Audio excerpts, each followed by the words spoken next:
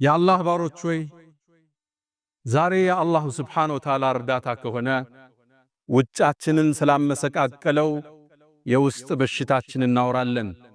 አምራዱል ቁሉብ የውስጥ በሽታዎች፣ ውጭ ላይ የምናያቸው ክፍተቶች፣ የሰልፍ መበታተኖች፣ የሥነ ምግባር መታጣቶች የታመመ የውስጥ ነጸብራቆች ናቸው። አንዳንዴ እግራችን ላይ ቁስል ወጥቶ ህመሙ ግን የሚሰማን ጭናችን ላይ ሊሆን ይችላል። እሱ ምልክቱ መገለጫው ሲብተሙ እንጂ በሽታው ግን እግር ላይ ነው ያለው።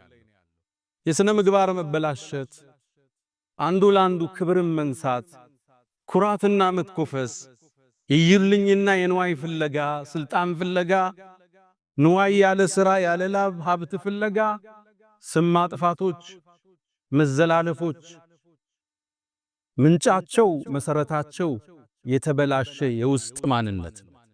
አምራዱል ቁሉብ ቀልብ ሲበላሽ አካል አብሮ ይረግፋል፣ አካል መስመር ይስታል። ነቢዩና መሐመድ ዓለይሂ ሰላቱ ወሰላም ውብ በሆነው ንግግራቸው ውስጥ አዋጅ ለዚህ ኡመት ያውጃል። የመልእክተኛውን አዋጅ ለመስማት ዝግጁ ናችሁ? አላ አዋጅ አሉ። ወኢነ ፊል ጀሰዲ ሙድገተን በአንድ ሰው አካል ውስጥ አንዲት ቁራጭ ስጋ አለች። ኢዛ ሰለሐት እሷ ከተስተካከለች፣ ከጸዳች፣ ካማረች ሰለሐል ጀሰድ ኩሉ አካል ይስተካከላል። አፍ የሚናገረውን ይመጥናል፣ ብዕር የሚጽፈውን ያስተውላል፣ እግር የሚራመድበትን ያስተውላል። እጅ ሌላውን አልፎ አይጎዳም፣ ሌላው ላይ አይጽፍም፣ ሌላውን አይተችም። ኢዛ ሰለሐት እሷ ከተስተካከለች አካል ይስተካከላል። ወኢዛ ፈሰደት እሷ መስመር ከሳተች፣ ሐዲዱን ከለቀቀች አካል በአጠቃላይ ይሳሳታል፣ አቅጣጫ ይስታላል። ማነች እቺ? በጉጉት አስጠበቁንና አላ አዋጅ አሉ። ወህየል ቀልብ እሷ ቀልብ ትባላለች። ይህ የመልእክተኛ አዋጅ ነው። ነገሥታቶች ሁሌም አዋጅ ይላሉ። የነገሥታቶቹ ሁሉ አናጅ ነቢዩ መሐመድ ዓለይሂ ሰላቱ ወሰላም ለዚህ ኡማ አዋጅ ይላሉ። አላ አዋጅ ወኢነ ይሄ ተውኪድ እንለዋለን። ኢንፋሲስ ሰጡት፣ አጠነከሩት። ምንድነው? ትኩረት ሊስቡ ነው። አተሙበት። አካል ውስጥ ቆራጣ ስጋለች። እሷ ከተስተካከለች አካል ይስተካከላል። ያልተስተካከለው ቀልባችን አካላችን ይዞት ወረደ። ለመለያየታችን መነሻም መድረሻም እሱ ሆነ። ለመጠፋፋታችን መሰረት እሱ ሆኖ አለፈ።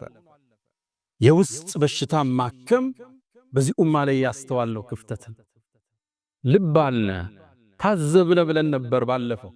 አሁን ዳግም ታዘብነ። ከዛ በኋላ ለካ ብዙ ነገር መስመር ተስቷል። ለካ ብዙ ነገር አቅጣጫ ተለቋል። ተናጋሪው ማዳማቸው የውስጥ ሕክምና በተቅዋ ውስጥ ማነጽ ቀልብ ካለባት በሽታ ከኩራት ከመኮፈስ ከይዩልኝ ከስሙልኝ ከሂስድ ከሂቅድ ከነዚህ ሁሉ ካላጠራ ነው የኛ ሰልፍ ህያው አይሆን። ዛሬ ታዲያ ምን ጀምረው ከቀልብ በሽታ ዋና በሆነው እንጀምራለን።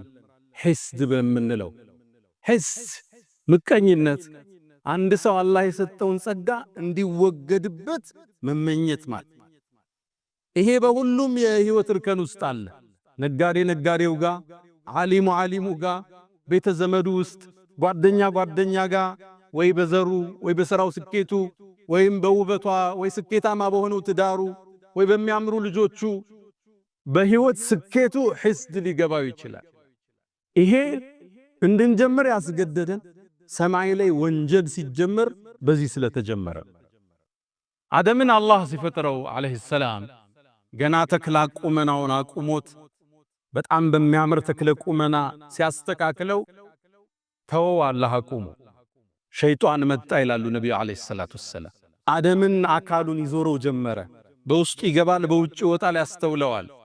አንተ እኮ ለወደፊት በእኔ ላይ ከተሾምክ ጉድ ነው ምሰራህ ይል ነበር ሸይጣን። ታዲያም የውሳኔው ቀን ደረሰ። መላእክት ተሰለፉ። አደም ፊት ለፊት ተቀመጠ። አላህ አዋጅ አለ። እኔ አደምን አስተካክየው ሩህ ስነፋበት ፈቃዑ ለሁ ሳጅዲን አላቸው። ሰጋጆች ስትሆኑ ውደቁ አላቸው። አንዱ ብቻ አመፀ፣ ኢብሊስ አመፀ። አላህም ጠየቀው ለምን እንዳልሰገደ። ኸለቅተኒ ሚን ናር ወኸለቅተሁ ሚን ጢን፣ እሱን ከጭቃ እኔን ከእሳት ፈጥረህ እንዴት ለሱ ሰግዳለሁ አለ። ያኔም ከአላህ እዝነት ተቋረጠ፣ ከአላህም ረሕመት ተበተነ። የመጀመሪያው የሰማዩ ዓለም ላይ የተፈጠረው ወንጀል ሒስድ የወለደው ምቀኝነት የወለደው። ምቀኝነት ታሪኩ ሰፊ ነው። ከሰማይ ነው የሚጀምረው። እሱ የመጀመሪያ ምድር ላይም የተሰራው ወንጀል ምቀኝነት የወለደው ነው። አባታችን አደም አለይሂ ሰላም ምድር ወረደ። ሁለት ልጆች ነበሩት፣ ሃቢል ቃቢል የሚባሉ። ሃቢል አርብቶ አደር ነው። ቃቢል ገበሬ ነው። እሱ ደግሞ አርሶ አደር ነው። አዝርዕቶች ማሳዎች አሉት። አላህ ትእዛዝ ላከ ለአላህ ሰደቃ ስጡ ብሎ። ሃቢል ምርጧን እንስሳ ይዞ አቀረበ፣ ለአላህ ቁርባን አቀረበ። ቃቢል ደግሞ የደረቀውን የገረጣውን አትክልት ይዞ መጣና ለአላህ ሰደቃ አቀረበ። ያኔ በዛን ዘመን አላህ ሲቀበልህ የምታቀው ከሰማይ ሳት መጣ፣ አንተ ያቀረብከውን ትበለዋለች። ታዲያ አላህ ጥሩ ያቀረበውን ሃቢልን ተቀበለው፣ ሳትም ላከና የሱ ተበላች። ቃቢል ሲመለከት እሱን አላህ አልተቀበለው፣ ተበሳጨ፣ ሒስድ ቀሰቀሰው፣ ተቆጣ። ለአቅቱለነክ አለው፣ ከባድ ቃል ተናገረ። አላህ ቁርአን ላይ ዘግቦታል፣ እገልሃለሁ አለ። አላህ ነው የተቀበለው። ኢዝ ቀረባ ቁርባናን ፈተቁቢለ ሚን አሐድሂማ፣ አላህ ከአንደኛው ተቀበለ።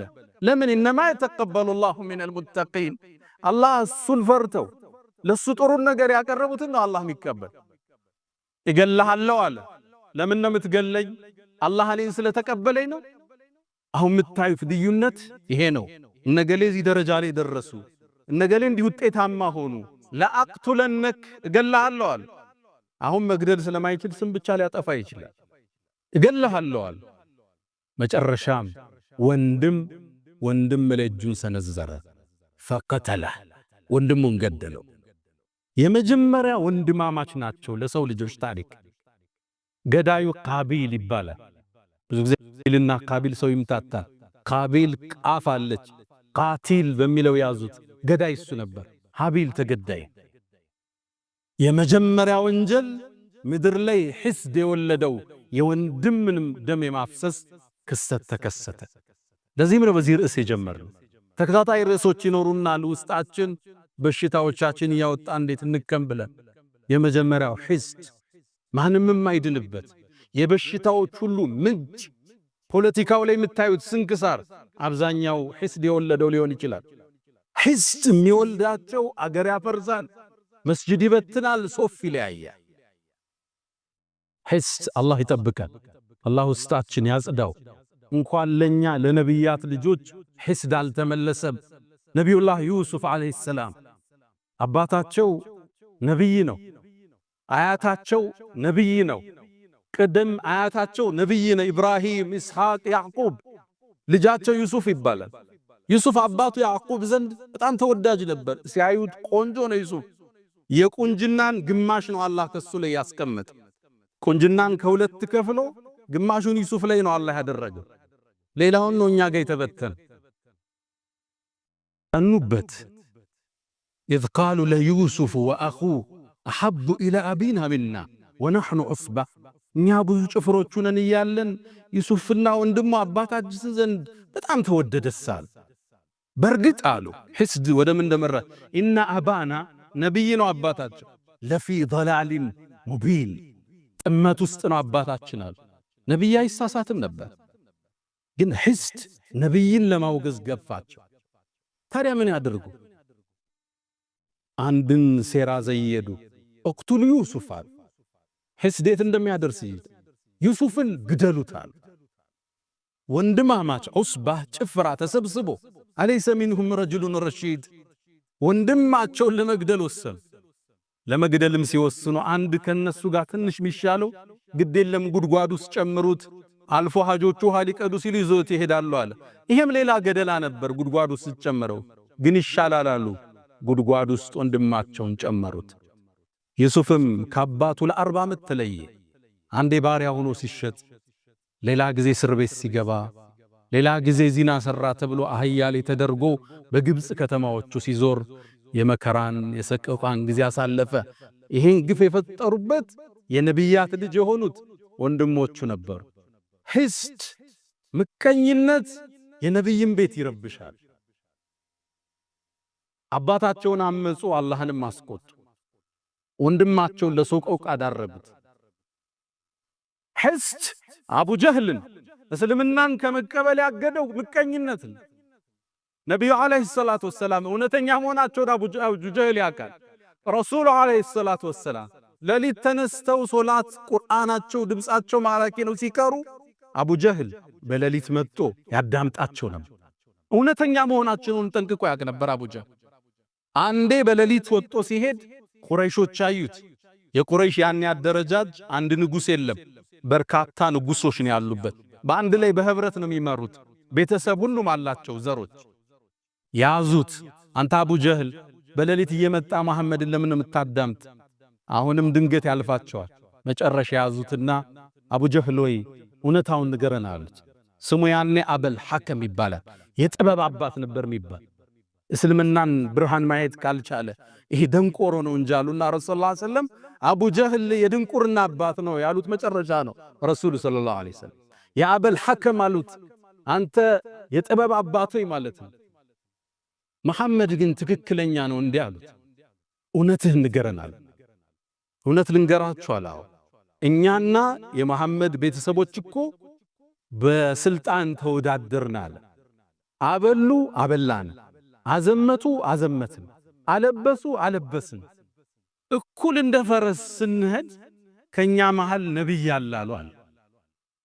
ከነኛ ቤት ደግሞ ነብይ ማለት አይችልም። فقالوا عندنا نبي يأتيه خبر من السماء ከሰማይ ዜና የሚመጣለት ነብይ ያለኛ ቤት አሉ። ታዲያ እንዴት በዚህ መወዳደር እንችላለን? በአላህ ይሁንብኝ መቼም አልከተለውም አለ። አላህ ተቆጣ፣ አንቀጽ አወረደ። فإنهم لا يكذبونك አንተ መሐመድ አንተን እኮ ያስተባብሉ እውነተኛ መሆንን እስላምን ጽት ያለ ብርሃን መሆኑን ያውቃሉ።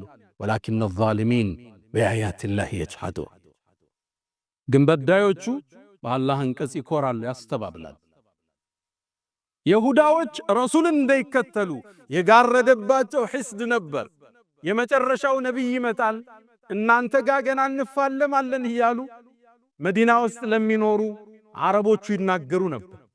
መጽሐፋቸው ላይ ተጠቅሷል። መልኩ፣ ቁመናው፣ ሽፋሽፍቱ፣ ያይኑ ቅድ ነጩ የጸዳ ጥቁር የጠቆረ አንገተ መቃ አፍንጫው ስንደዶ ጥቁር ጸጉር ያለው ደረቱ ሰፊ ቁመናው መካከለኛ ተጠቅሶላቸው ያዕሪፉነሁ አላህ ያቁታል እኮ ሙሐመድ ከማ ያዕሪፉነ አብናአሁ ልጆቻቸውም ያቁትን ያህል እኮ ያቁታል። ተላከ ነብዩ አለይሂ ሰላቱ ወሰላም ረሱሉ ሲላኩ ሲያዩት ከዓረብ ነው። እነሱ ከበኒ እስራኤል ይሆናል ብለው ነበር። አንከተለው ማሉ ነብዩ አለይሂ ሰላቱ ወሰላም። ሒስድ ኩፍር ያስጨብጣል። ምቀኝነት ቀይ መስመር ያስረግጣል። የፈንጅ ቀጠና ነው። አስተባበሉ፣ ራቁ። ረሱልን አለይሂ ሰላቱ ወሰላም ጠላት እንደሆኗቸው እስከ ጫፍ ዘለቁ። ቁረይሽ ጋር ያበሩ በኒ ቁረይዛዎች ለማጥፋት ያልቆፈሩት ድንጋይ የለም። ሒስድ አላህ ውስጣችን ያጽዳው። በሒስድ የተሞላው ልባችን ዛሬ ሜዳችን አበላሸው። ፌስቡክን በከለው፣ ቲክቶክን አወከው። ስድም፣ ዝልፊያ፣ ማንጓጠጥ፣ መኮፈስ፣ ተናጋሪው ማዳማጩ። ነቢዩ ዓለይሂ ሰላቱ ወሰላም ይሄ በሽታ ከባድ መሆንን ስለሚያውቁ በርካታ ማስጠንቀቂያዎችን ሰጥተዋል። ጥፋትን የሞላበት ነው። ኢያኩም ወልሐሰድ ሰውን መመቅኘትን ባካችሁን ተው። ፈኢነል ሐሰደ ሐሰድ እኮ የእኩሉል ሐሰናት ሐሰናታችሁን ይበለዋል። ከማ ተእኩሉ ናሩል ሐጠብ ልክ እሳት ያቀረብክለትን እንጨት ወደ አመድ እንደሚለውጠው ሶላትህን፣ ሐጅህን፣ ዘካህን የሚበላ ነው አሉ። ለምን ሐሲድ ስትሆን ታማለህ። ልክ አልፎ ሲሄድ አንጓጠ እሱ እኮ እናቀዋለን ነው የምትለው። ገና ታማለህ፣ ተንኮል ትሰራለህ። እልፍ ብለው ሲሕሩ የሰሩ ሰዎች አሉ። ሰዎች ላይ ትዳር ሊበትኑ ተሳካላት። እሱ እኮ ዘጋ በሀብቱ። ልጆቹ እኮ ውጤታማ ሆኑ። እንዴ እሱ የተከበረ እኮ ነው፣ ተጭኖታል እኮ ዱንያው ይልሃል። ወንጀል ያሰራል፣ ስም ያስጠፋሃል። እሱ ስታይ ፊት እንደተኮሳተረን። ከዛም ነብዩ አስከትለው ምን አሉ? ሐስድ እኮ አሉ ጸጉርን አይደለም የሚላጨው ዲንን ይላጫል። ሰውየውን ከዲን ሊያወጣው ይችላል። ይሄስ ሐሰናህ ጋ ነው፣ አካልህንም ይጎዳዋል። ሐሲድ እንቅልፍ የለው። ሌላው ለበላው እሱ ይራባል፣ ሌላው ለነዳው እሱ ይቆጫል። ሁሌም አላህ ጋር ፍልሚያን ሕይወትህንም ሊያስከፍል ይችላል። በአባስያዎች ስሮ መንግስት ውስጥ በእስልምና ታሪክ ኡመውያ በኋላ አባስያ ምንላቸው መጥተዋል። በእነሱ ያገዛዝ ዘመን አንድ ታዋቂ መሪ ነበር፣ ሙዕተስም ይባላል። አሞሪያ የምትባለውን ከተማ ጦር አዘምቱ የከፈተ ትልቅ ንጉሥ ነው። ታዲያ እሱ ዘንድ አንድ ገጠሬ ተወዳጅ ሆነ። ይቀርባል፣ ያጫውተዋል። ንጉሡ ወደደ፣ ያቀርበዋል። እሱን በጣም ሲያቀርበው የተመለከተ አንድ ሚኒስትር ይህን ሰው እንዴት ነው ከዚህ ማርቀው ብሎ ወሰነ። ከዛም ቤቱ ጋበዘው። ነጭ ሽንኩርት የበዛበት ምግብ አዘጋጀለት፣ እንዲሸታፉ ማለት ነው። በጣም አበላው። ከዛም ምን አለው? ማታ ወደ ንጉሡ ስትሄድ የነጭ ሽንኩርቱ ሽታ ንጉሡን እንዳያውከው አፍህን እባክህ ዘጋርጋ አውራው አለው። ተስማማ። ታዲያ ሚኒስትሩ ቀድሞ ወደ ንጉሡ ገብቶ ነበርና ንጉሥ ሆይ ታሪኮን እየሰሙ ነው አላቸው። ምን ተፈጠረ? ያ እኮ ብታመጣው ያን እንግዳ ሳያስፈቅድ የሚገባው የቅርብ ወዳጅ ንጉሡ አፉ ይሸታል እያለ እያወራ ነው አለው። ተበሳጨ ሙዕተስብ። እኔ ባከበርኩ ባቀረብኩት እኔን ከባድ ነው ለነገሥታት ይሄም መባል። ያ ምስኪን ገጠሬ ቤት ገባ ንጉሡ ጋር። እንደገባም ነጭ ሽንኩርቱ እንደሸተው ምሳሌ የበላው አፉን ይዞ ማናገር ጀመረ። ሲያናግር ንጉሡ ገባው። አሃ እኔን ይሸተኛል ብሎን እሱ እንደሸተው ብሎን የኔ አፍ ይሸተዋል ብሎን ይዘጋል። ደብዳቤ ጻፈና ሊያስገድለው ሄደ። ይህን ደብዳቤ አድርስና መልእክት ይዘህልኝ አለው። የጻፈው ወደሱ ኮማንደሮች ነበር። ሲደርስ ይህን ሰው ግደሉት የሚል ደብዳቤውን ይዞ ይሄ ገጠር ይወጣ። ሲወጣ ሚኒስትሩ አገኘ። የት ይሄድክ ነው? ይሄን ወረቀት አሽጎ ሰጥቶኛል ላደርስ ነው አለው። ከዛም ወደ ቤት ነው የምትሄደው? ወደዚህ ቦታ። አይ መንገዱ ከሚደክምህ እኔ ላደርስልሃል፣ ገላገልከኛ። ደብዳቤውን ተቀበለ። የት ይዞት ሄደ? ወደ ኮማንደሮቹ። ሲደርስ የንጉሥ ትእዛዝ ነው። ለምን እንዴት የለም። እንደመጣ ተቀበሉና ቀሉት ያንን ሚኒስትር። ከዛ ሚኒስትሩ ሲጠብቅ የለም ንጉሡ። 2 ቀን 3 ቀን አላገኘው። የት ሄደ ሲል አይ እሱ እኮ ተገሏል አሉ። ማን ገደለው? የሆነ ደብዳቤ ይዞ ሄዱ። ደብዳቤውን ለሌላ እኮ ነው የሰጠው። አስጠራ ያን ገጠሬ። ደብዳቤው ስለ አድርስልሃል የሰጠውት። ከዛ ንጉሡ ጠረጠረ፣ የሆነ ነገር አለ። አንተ ለምን ነው ከተማ ላይ ስሜን ያጠፋ አለው። ምን ብለ አፉ ይሸታል ብለ። ንጉሡ ይርሶ ነው እኔ እኮ አፌን የዘጋሁት ለርሶ እሱ ያበላኝ ነጭ ሽንኩርት እንደሸተው። ከዛም አንድ ቃል አለ ሊላሂ ደሩል ሐሰድ ማዕደለ በደአ ቢሳሒቢሂ ፈቀተለ። እንደ ሒስድ ፍትሃዊ ዳኛ የለም። በባለቤቱ ነው የሚጀምረው ፍርድ። በደአ ቢሳሒቢሂ ፈቀተለ። ሒስድ ሕይወትህን ያጠፋዋል፣ ሕይወትህን ያበላሸዋል፣ ዲንህን ያጠፋዋል። ለዛ ነው ነቢዩ ዓለይሂ ሰላቱ ወሰላም ደብ ዓለይኩም ዳኡል ኡመም፣ የቀደምት ህዝቦች በሽታ ወደ እናንተ እየመጣ ነው አሉ። ሒስድ የሚባል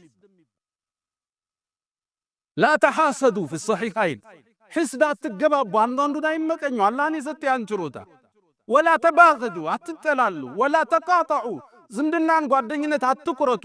ወኩኑ ዒባደላሂ ኢኽዋና፣ የአላህ የምትዋደዱ ወንድማማቾች ሁኑ። ለማጥፋት አትሩት። በንግዱ ከተሳካለት አላህ እንዲሰጥ ለምነው፣ አንተ ምሩት። እሱን ለማክሰር እሱን ስም ለማጥፋት ይሄ አኺራን ያበላሻል። እብኑ ሐዝም ተቁል ሐማማ ሚል ኪታብ አላቸው። ታዋቂ ዓሊም ናቸው። አንደሉስ ውስጥ የአሁኗ ስፔን ላይ የተከሰተን በነጋዴዎች መሃል ፉክክር መጽሐፋቸው ላይ ያስቀምጠውታል። ተቁል ሐማማ ይላል። እዚህ መጽሐፍ ላይ አንድን አስገራሚ ታሪክ ይናገራል። አንደሉስ ውስጥ ይላል አንድ ታዋቂ ባለ ሀብት ነበር። ንግዱ የተሳካለት የነካው ሁሉም ያተርፍለት። ታዲያ ይሄ ስኬቱ አራት በሚጠሉት ጓደኞቹ ጥርስ ውስጥ ከተተ። ሁሌም ይመቀኙታል፣ ሁሌም ይሐስዱታል።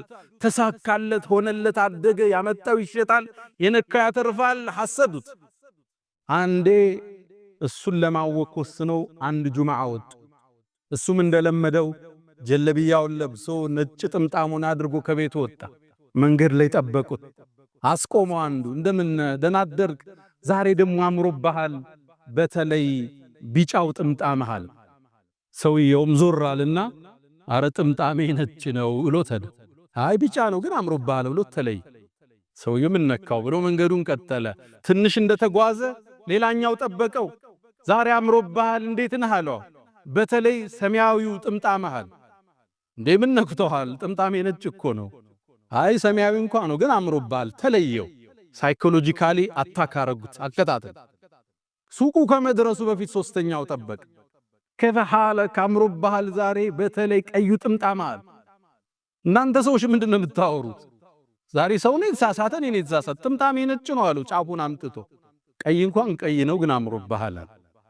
ሰውየው ሰማያዊ፣ ጥቁር፣ ቀይ ያለ ሱቁ ውስጥ ገባ። ሱቁ ውስጥ ገብቶ ከፍቶ እንደለመደው ስራ ሊጀምር ሲል አራተኛው መጣ። ዛሬ እንዴት አምሮብሃል፣ ንጋቱን መስልሃል፣ በተለይ ቢጫው ጥምጣምሃል። እናንተ ሰዎች ምንድነው የምታወሩት? ጥምጣሜ ነጭ ነው ውጣልኝ አለው። ተበሳጨ፣ ጮኸ ይላሉ ኢብኑ ሐዝም።